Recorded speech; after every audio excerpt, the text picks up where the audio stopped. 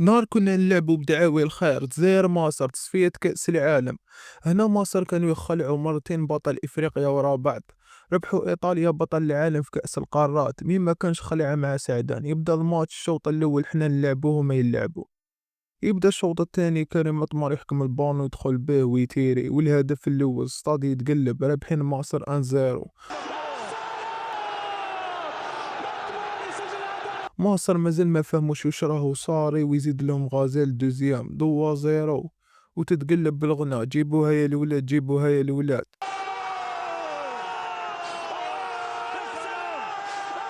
يدخل جبور وبعدها بشوية تمريرة تخرجوا فاصا فاس، والثالث 3-0. مرحبا بكم في تشاكر. من قبل ما يخلص الماتش ماركا لنا بيت ابو تريكا، وهاد الهدف نورمال هو السبات تاع ماتش باراج. صح ولا راني غلط؟ اللي متفكر يكتب لنا.